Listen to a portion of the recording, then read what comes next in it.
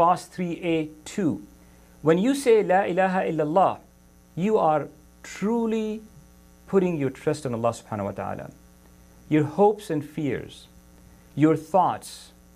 If you are going to think about something and you are trying to attain something, my brothers and sisters, it has to be Allah subhanahu wa ta'ala. You are completely putting your trust and your hopes with Him. You have to understand and think about that. If we talk about the next slide,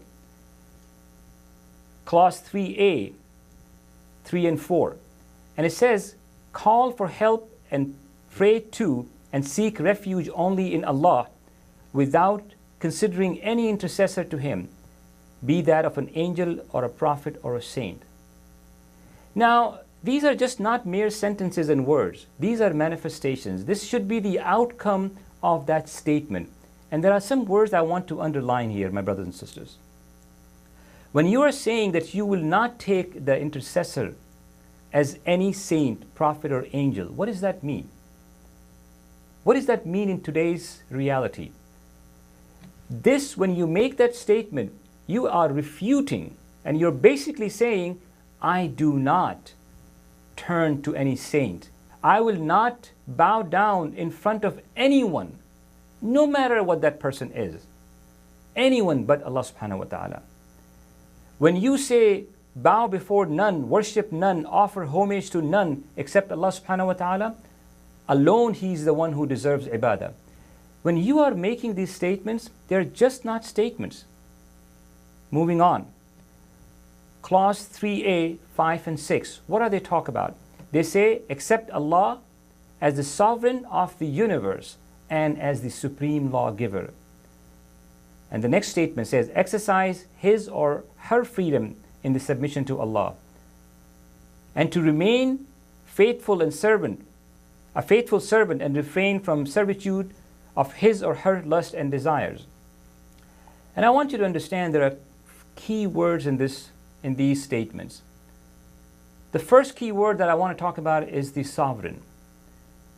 My brothers and sisters, we see the results of not having Allah subhanahu wa ta'ala sovereign.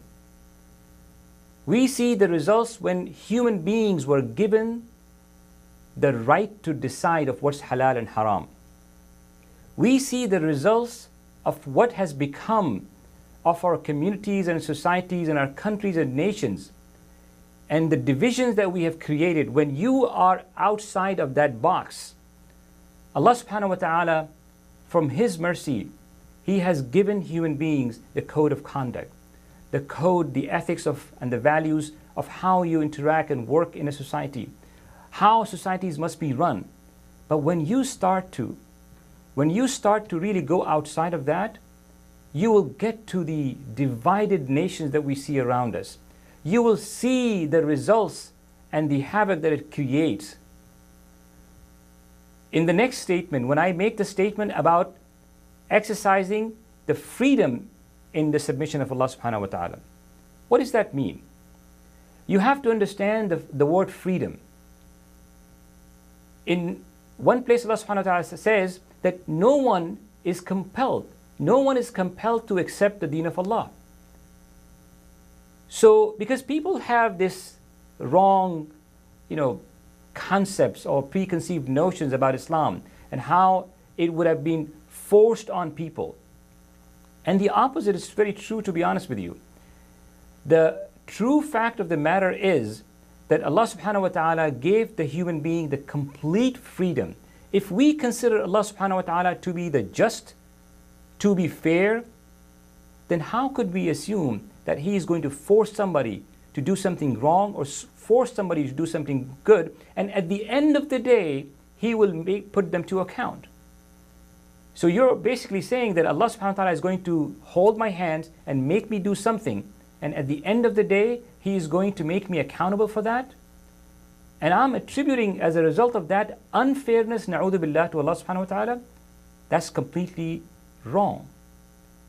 As a matter of fact, what has been given to us, when I say La ilaha illallah, I'm actually declaring that I am accepting Allah subhanahu wa ta'ala as my creator, my sustainer, by my free will.